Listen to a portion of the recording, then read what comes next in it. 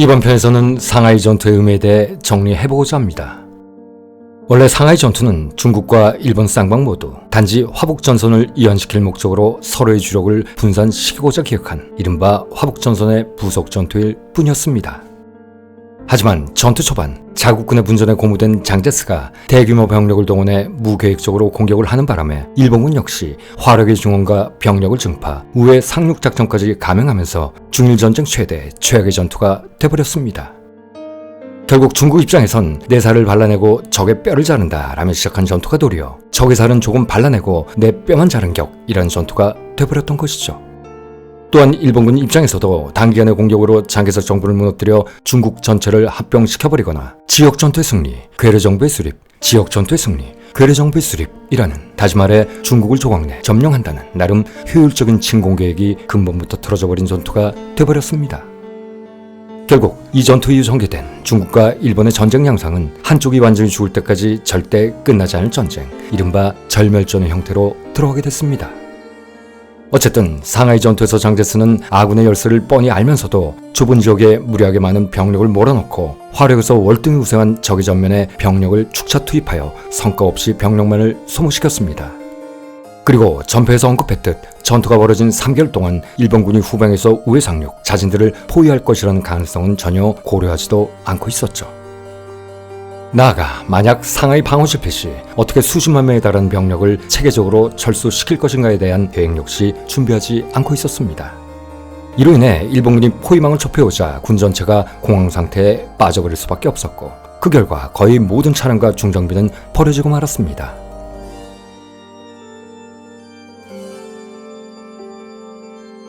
결국 철수 과정에서만 무려 1만 명이 넘는 병사들이 희생된 것은 물론 상하이와 난징 사이에 구축된 잭트라인에 배치됐던 마지막 수비부대마저 패배라는 전염병에 옮아버렸습니다. 그렇게 중국군은 전의를 상실한 채 피난민과 패잔병들의 물길 속으로 휩쓸려 버렸던 것이죠. 그럼에도 나름 장제스의 신속한 판단으로 일본군이 퇴로를 완전히 틀어막기 전 퇴강 명령이 내려졌기에 중국군은 전멸만은 피할 수 있었습니다. 만약 그가 자신의 오판을 인정하지 않고 후퇴 불가를 고집했더라면 아마도 중국군은 더 끔찍한 상황을 맞았을지도 모르는 일이었는데 말입니다. 이것은 똑같은 독재자 스탈린과 히틀러의 잘못된 판단, 즉 1941년 9월 독일군에게 함락당한 키예프에서 70만 명에 달하는 소련군이 스탈린의 후퇴 불가 명령에 의해 괴멸된 것이나 1943년 1월 이번엔 소련군의 역포위 작전과 히틀러의 절대 퇴각 불가라는 똥꼬집으로 추축군 100만 명 이상이 사상당한 스탈린그라드 전투 때와는 사뭇 대조적인 것이었습니다. 어쨌든 상하이 전투에서 중국군은 패배했습니다. 하지만 3개월간의 전투에서 보여준 그들의 분투도 분명 놀라운 것이었습니다. 일부 정예부대를 제외하고는 대부분 훈련도 장비도 매우 부실했지만 끈질기게 진주를 사수하면서 말 그대로 최후의 한 사람이 쓰러질 때까지 싸웠기 때문이죠. 만주와 화북전에서 보였던 허약함을 걷어내고 중국군은 이때부터 강인한 인내심과 끈기를 가진 군대로 거듭났던 것입니다. 그리고 이런 예상을 뛰어넘는 중국군의 전투력으로 인해 일본군 수뇌부는 경악할 수밖에 없었고 결국 일본 대본영은 3번이나 병력을 증원해야만 했습니다. 중국군에게 상하이에서의 패배는 분명 뼈아픈 것이었습니다. 하지만 이 전투로 인해 중국군은 장차전의 수행에 대한 방법을 터득했습니다. 항복해서 참혹하게 학살당할 바엔 차라리 목숨을 내놓고 싸우자 라는 경험을 통해서 말입니다. 당시 일본군이 중국군 포로를 대하는 방식은 끔찍했습니다. 전장에 도착한 신병들에게 전투 의지를 고양시킨다며 살아있는 중국군 포로들을 대상으로 총검술 연습을 시키는 등 그야말로 잔인하기 이를 데 없었으니까요.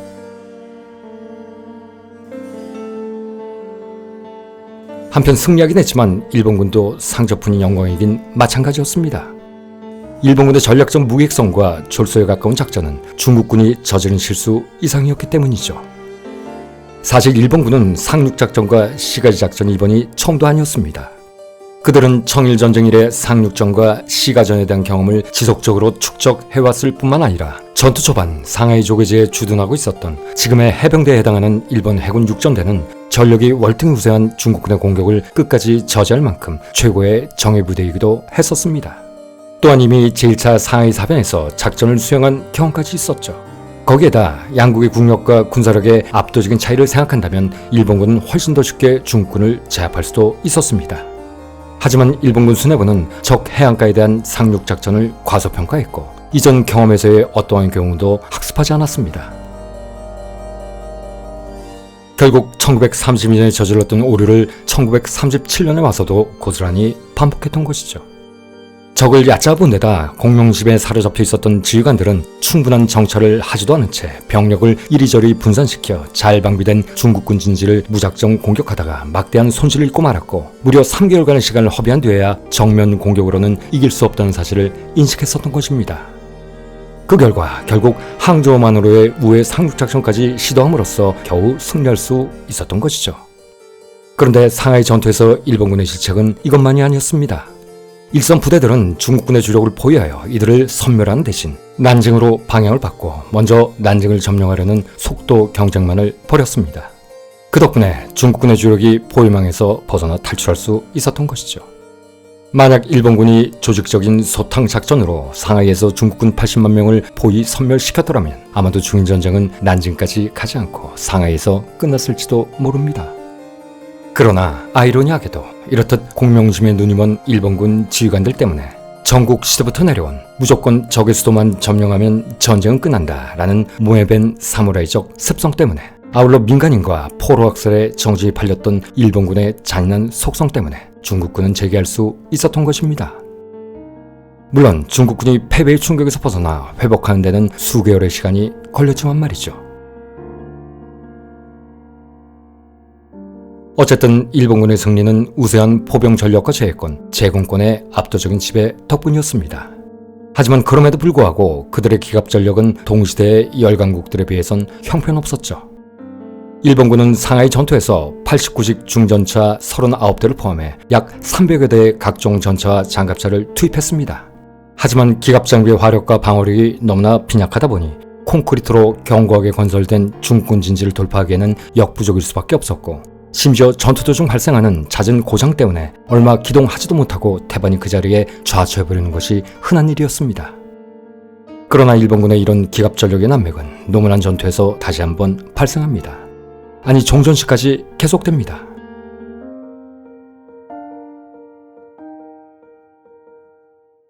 그야말로 깡통 전차의 성능과 먹통 기갑 전술의 백미를 보여줬던 것이죠. 그런데 일본군이 상하이에서 승리할 수 있었던 결정적인 이유는 따로 있었습니다. 그것은 바로 무차별적이고 비인간적이 짝이 없는 독가스에 의한 공격 때문이었습니다. 여러분들도 다 아시듯 전투의 종결이란 육군이 최종적으로 깃발을 꽂았을 때 비로소 성립되는 것입니다. 즉 해군의 한포 사격과 항공대의 폭격만으로는 최종적 승리를 이룰 수 없다는 것이죠. 결국 상하이 전투 당시 일본군 병사들도 총검의 의지, 기관총이 불을 뿜는 중국군의 진지를 향해 지뢰밭과 철조망을 뚫고 돌격을 반복하다 시체의 산을 쌓을 수밖에 없었습니다. 실수를 망각하는 일본군의 고질적인 병폐, 러일전쟁 당시 류순 전투의 참상이 30년 만에 재현됐던 것입니다. 그러자 당시 육군 참모총장이었던 가닌노미야 고토히토 친왕이라는 자는 국제연맹이 1925년부터 사용을 엄중히 금지했음에도 다창전 전투에서부터 독가스의 사용을 지시했습니다. 그러자 일본군은 중국군의 완강한 저항이나 역공에 부딪힐 때마다 이를 어김없이 사용했죠. 아니 전쟁 내내 군인과 민간인을 대상으로 독가스와 더불어 악마의 부대로 알려진 731 방역급수부대에서 개발한 반인륜적이기 짝이 없는 세균 무기까지 사용했습니다. 그로 인한 사망자는 최소 200만 명, 아니 그 이상으로 추정되고 있습니다.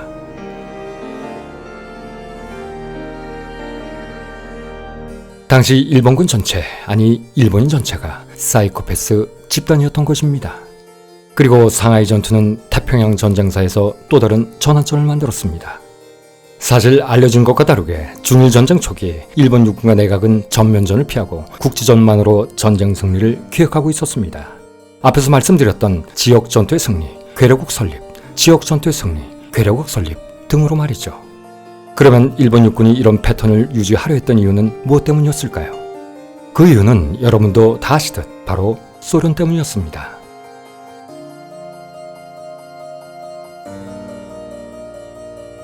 당시 일본의 소련에 대한 트라우마는 절정에 이르고 있었습니다. 자구의 병력을 끝도 없이 소모시켜도 무너지지 않던 러일 전쟁의 악몽 때문에 말이죠. 그래서 일본 육군은 만주에서 병력을 빼내면서까지 전쟁을 확대시키길 원하지 않았던 것입니다. 그렇습니다. 일본은 애초에 중국 대륙 전체를 점령할 계획은 없었습니다. 대신 각 열강들, 특히 소련을 자극하지 않은 선에서 야금야금 중국의 주요 지역만을 합병하려 했죠. 중국의 화북지방과 황화 양쯔강 유역의 기름진 땅, 그리고 주요 도시와 공업지역, 즉 청나라 이전의 제국들의 강역 정도만을 노리고 있었던 것입니다. 전쟁을 통해 장제스와 강화저역을 매둔 후 중국의 동쪽 절반을 차지한다는 계획으로 말이죠. 물론 당시 일본의 국력으로는 그 정도를 정복하는 것은 어림도 없었지만 말입니다. 그럼에도 일본은 히틀러의 독일처럼 무모한 대륙 진공 작전을 시작했던 것입니다. 동시대에 전쟁을 일으켰던 히틀러 역시 자신의 군대를 우랄 산맥 서쪽면까지 진출시킨 후 스탈린과 강화 조약을 맺고 소위 레벤스라움, 즉 독일인만의 생활권을 건설하려는 야욕에 미쳐 있었습니다.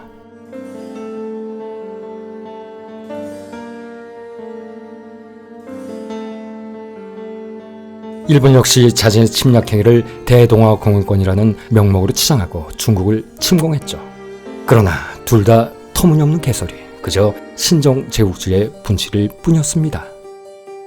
그런데 이와는 별 상관없었던, 즉 땅 따먹기에 별 관심이 없었던 일본 해군은 이런 일본 육군의 장밋빛 청사진에 도리어 위기의식을 느끼고 있었습니다.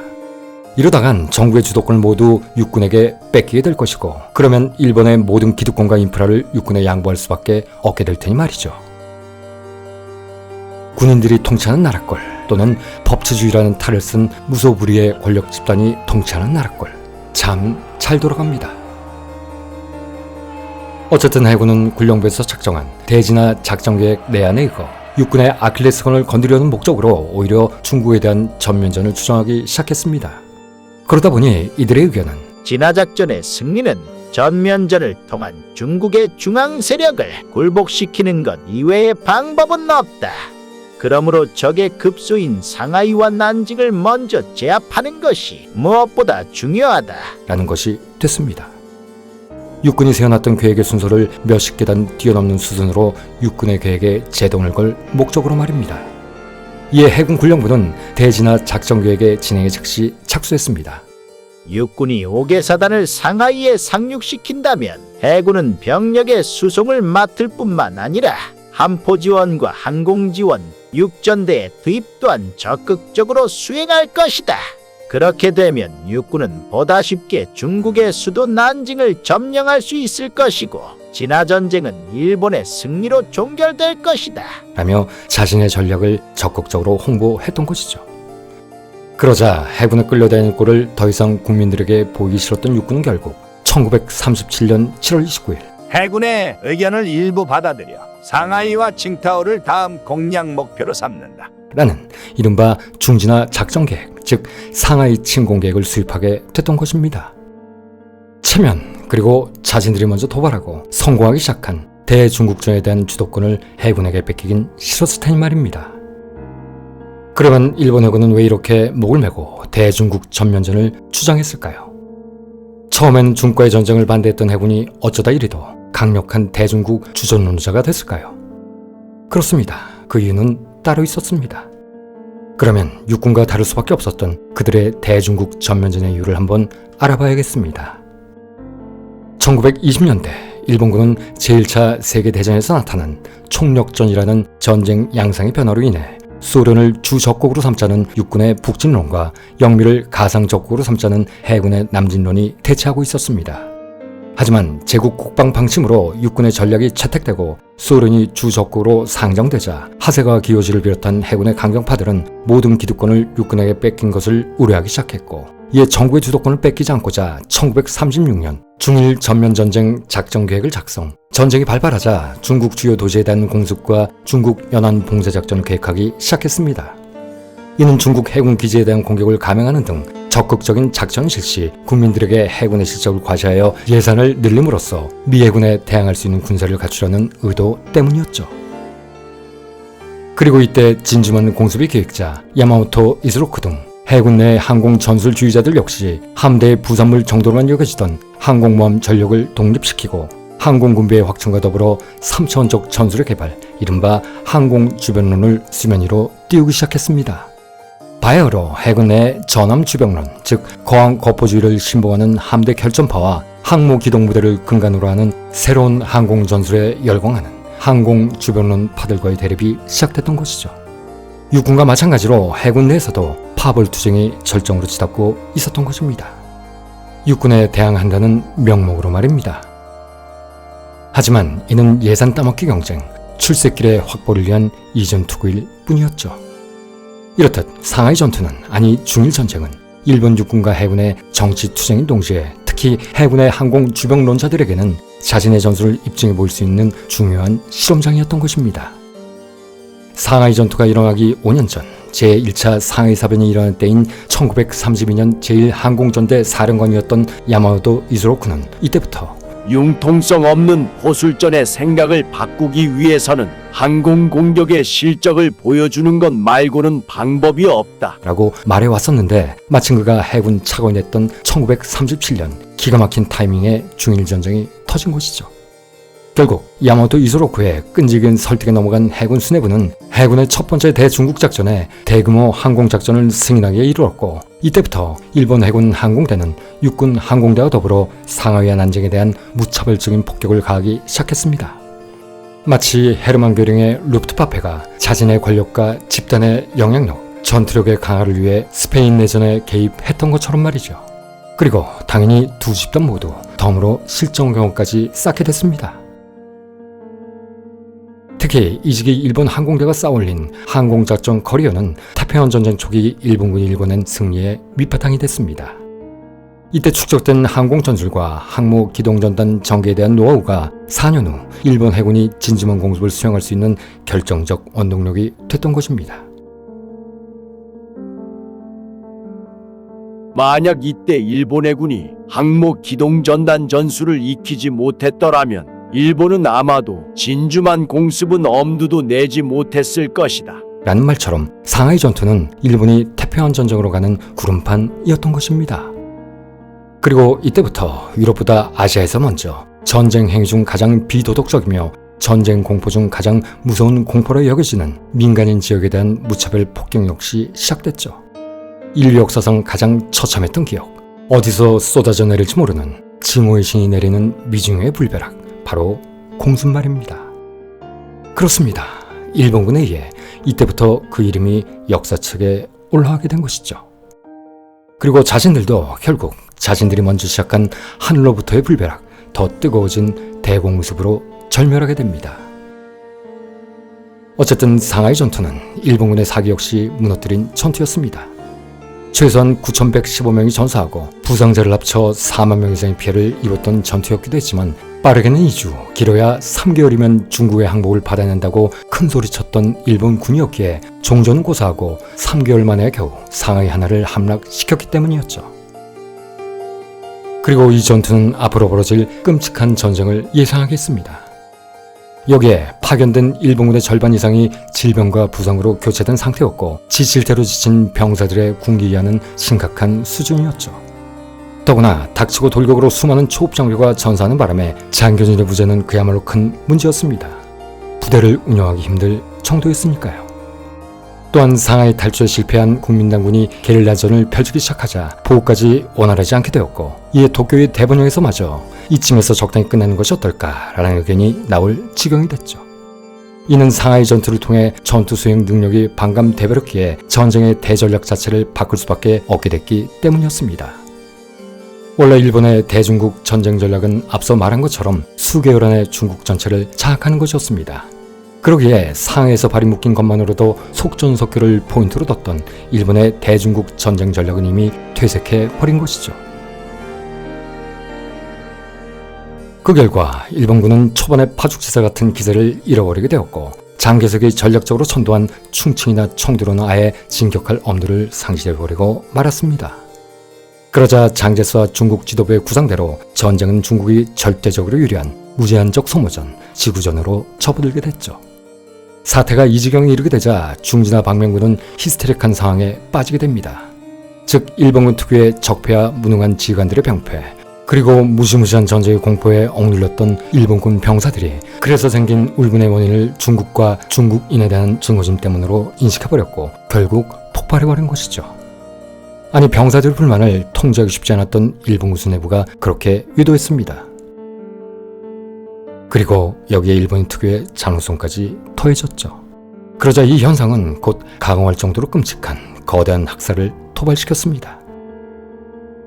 1937년 12월, 승리에 대한 환희와 불안감, 공포심과 증오심에 휩싸인 일본군 앞에 바람 앞에 등불 같았던 난징, 바로 그곳에서 말입니다.